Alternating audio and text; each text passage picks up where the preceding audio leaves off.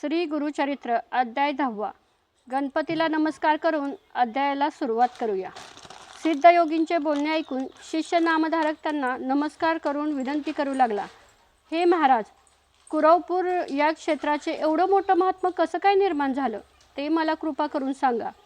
नामधारक पुढे म्हणाला, तुम्ही म्हणालात की श्रीपाद श्रीवल्लभ हे खरोखर गुप्त झाले नाहीत, त्यांचा अंत झाला नाही आणि पुढे त्यांचेच नवीन अवतार झाले. तर हा सर्व इतिहास मला सविस्तरपणे सांगावा हीच तुमच्या चरणी प्रार्थना. सिद्धयोगी नामधारकाला म्हणाले, हे नामधारका, तू श्रीगुरूंची महिमा काय विचारतो? ते साक्षात विश्वव्यापक परमात्मा आहेत. ते एकाच वेळी अनंत रूपे धारण करू शकतात आणि संपूर्ण विश्वात भरून राहिलेले आहेत. लोकांचे कल्याण करण्यासाठी आणि विशिष्ट कार्य पार पाडण्यासाठी त्यांनी पुढे नवीन अवतार घेतला. परंतु लोकांच्या दृष्टीने ते त्या कुरवपूर क्षेत्रात गुप्त रूपाने राहू लागले. ते ब्रह्मा, विष्णू आणि महेश या त्रिमूर्तींचा साक्षात अवतार आहेत. त्यांच्या अगाध लीलेचा पार कोणालाही आजवर लागलेला नाही. असे हे परमपवित्र आणि सर्व सिद्धीचे भांडार असलेले कुरवपूर क्षेत्र आहे, जिथे गुरुमूर्ती नेहमी वास्तव्यास असतात. या क्षेत्राच्या महिम्यात एक खरा घडलेला प्रसंग मी तुला सांगतो. तो तू एकाग्रचित्तेने ऐक. काश्यप्य गोत्रातील एक वल्लभेश नावाचा ब्राह्मण तिथे राहत होता. तो ब्राह्मण अत्यंत सुशील, सदाचारी आणि आपल्या व्यापारात प्रामाणिक राहून पोट भरणारा होता. तो दरवर्षी न चुकता श्रीपाद श्रीवल्लभ यांच्या दर्शनासाठी कुरवपूर क्षेत्राची यात्रा करायचा. एकदा व्यापाराच्या निमित्ताने बाहेर जात असताना त्याने मनात एक नवस केला की जर या कामात मला चांगला नफा झाला तर मी कुरवपूरला जाऊन ब्राह्मणांना भोजन देईन. त्याने मनात असा संकल्प केला होता की हे श्रीगुरु, माझा व्यापार यशस्वी झाला की मी तुमच्या चरणी यात्रेला येईन आणि तब्बल 1000 ब्राह्मणांना त्यांच्या आवडीचे इच्छाभोजन घालेन. त्यानंतर तो ज्या ज्या ठिकाणी व्यापारासाठी गेला तिथे त्याला प्रचंड यश आणि आनंद मिळाला. त्याला अपेक्षेपेक्षा 100 पट जास्त नफा झाला. त्यामुळे तो अत्यंत आनंदी झाला आणि त्याचा श्रीगुरूंच्यावर विश्वास आणखी दृढ झाला. आपले मन पूर्णपणे श्रीपाद प्रभूंच्या चरणी लावून तो आपला नवस फेडण्यासाठी लगेच यात्रेला निघाला. ब्राह्मणांना भोजन घालण्यासाठी आणि इतर खर्चासाठी त्याने भरपूर धन आपल्यासोबत घेतलं होतं. त्या ब्राह्मणाजवळ एवढं मोठं धन असल्याचे काही चोरांनी पाहिले. त्याचे धन लुटण्याच्या वाईट उद्देशाने ते चोर अतिशय गोड बोलून प्रवासी असल्याचे नाटक करत त्यांच्यासोबत प्रवासात सामील झाले. ते चोर 2-3 दिवस त्या ब्राह्मणासोबत प्रवासाचं नाटक करत राहिले, जेणेकरून त्याचा विश्वास संपादन करता येईल. एका रात्रीत ते सगळे एका निर्मनुष्य आणि जंगलाच्या वाटेने जात होते. रात्रीची वेळ आणि निर्जन रस्ता पाहून चोरांनी संधी साधली. त्यांनी त्या वल्लभेश ब्राह्मणावर हल्ला केला आणि त्याचं थेट शिर धडावेगळं करून टाकलं. त्यानंतर त्याचे सर्व धन लुटून घेतले. परंतु आपल्या भक्तांचे रक्षण करणारे कुरवपूरचे स्वामी श्रीपाद श्रीवल्लभ त्या क्षणी तिथे प्रकट झाले. त्यांनी अंगाला भस्म लावलेलं होतं आणि डोक्यावर जटा असलेले एक तपस्वी संन्याशाचं रूप धारण केलं होतं. त्यांनी हातात त्रिशूळ आणि तलवार घेतली होती. ते चोरांसमोर अत्यंत रौद्र रूपात उभे राहिले आणि त्यांनी आपल्या त्रिशूळाने त्या दृष्ट चोरांचा जागेवरच वध करण्यास सुरुवात केली. जेव्हा श्रीगुरू सर्व चोरांना मारत होते तेव्हा त्यातील एक चोर घाबरून त्यांच्या पाया पडला आणि गयावया करू लागला. तो म्हणाला, हे कृपाळू जगन्नाथा, मी निरपराधी आहे, मला मारू नका. तो चोर म्हणाला, हे प्रभू, हे लोक या ब्राह्मणाची हत्या करतील याची मला अजिबात कल्पना नव्हती.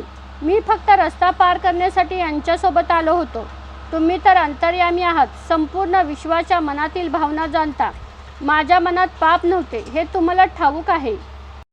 त्या चोराची ती केविलवाणी विनंती ऐकून श्रीपाद प्रभूंनी त्याला अभय दिलं. त्यांनी त्याच्या हातामध्ये आपली पवित्र विभूती दिली आणि सांगितलं की ही विभूती या मृत ब्राह्मणाच्या शरीरावर आणि कापलेल्या गळ्यावर टाक. चोराने आज्ञेप्रमाणे ब्राह्मणाचे कापलेले शिर त्याच्या धडाला जोडलं आणि श्रीगुरूंनी मंत्रोच्चार करून ती विभूती त्याच्या गळ्याला लावली. सिद्धयोगी म्हणतात, हे बाळा नामधारका, एकाग्रतेने ऐक. ती विभूती लावताच तो मृत ब्राह्मण चमत्कारिकरित्या पुन्हा जिवंत झाला. हे सर्व घडत असताना सकाळ झाली आणि सूर्योदय झाला. सूर्य उगवताच श्रीपाद श्रीवल्लभ तिथून अचानक अदृश्य झाले आता तिथे फक्त तो जिवंत झालेला ब्राह्मण आणि ते वाचलेले एक चोर दोघेच उरले. ब्राह्मण जेव्हा झोपेतून उठल्यासारखा शुद्धीवर आला तेव्हा त्याने समोर चोरांचे मृतदेह पाहिले आणि एका माणसाला स्वतःजवळ थांबलेले पाहिले. ब्राह्मणाने विचारलं, तू मला का धरून बसला आहेस आणि या इतर माणसांना कोणी मारलं?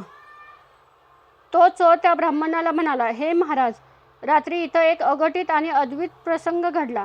रात्री या तुमच्या सोबत्यांनी धन मिळवण्यासाठी तुमची मान कापली होती, पण त्याच वेळी इथे एक दिव्य जटाधारी तपस्वी प्रकट झाले आणि त्यांनी आपल्या त्रिशूळाने या दृष्टांचा वध केला.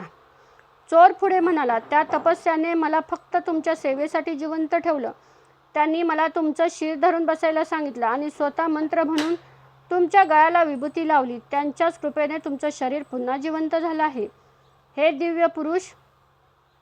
दिव्य पुरुष अगदी आत्तापर्यंत माझ्या शेजारी उभे होते, पण सकाळ होताच ते अचानक गायब झाले. ते थोर महात्मे कोण होते हे मला ठाऊक नाही, पण त्यांनीच तुमचे प्राण वाचवले आहेत.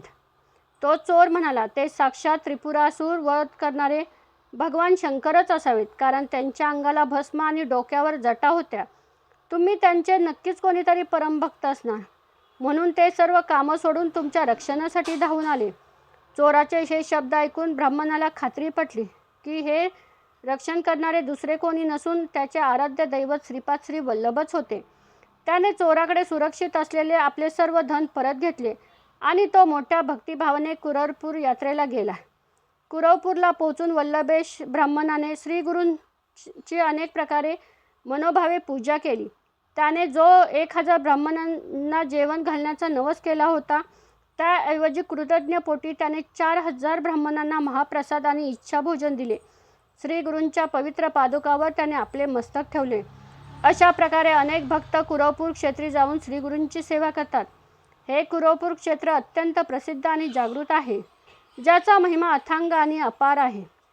सिद्धयोगी नामधारकाला म्हणतात, हे नामधारका, तू तुझ्या मनात कोणताही संशय धरू नकोस. श्रीपाद श्री वल्लभ जरी जनमानसातून गुप्त झाले असले तरी ते आजही कुरवपूर क्षेत्रात अदृश्य रूपाने वास करत आहेत आणि भक्तांच्या हाकेला धावून जातात. त्यांना पुढे नवीन अवतार घ्यावा लागतो, म्हणूनच त्यांनी आपले हे रूप इथे गुप्त केले. ते साक्षात नारायण आहेत. श्रीपाद श्री वल्लभ हेच पुढे नरसिंह सरस्वती या नावाने नवीन अवतारात प्रकट झाले. परमार्थ दृष्ट्या हे दोन्ही अवतार एकच आहे. अशा प्रकारे श्री गुरुचरित्र रूपी अमृतातील कल्पतरू समान असलेल्या परमपावन कथेत सिद्ध आणि नामधारक यांच्या संवादातील कुरवपूर क्षेत्राचे महात्म्य वर्णन करणारा हा 10वा अध्याय इथेच पूर्ण होत आहे. श्री गुरुदेव दत्त.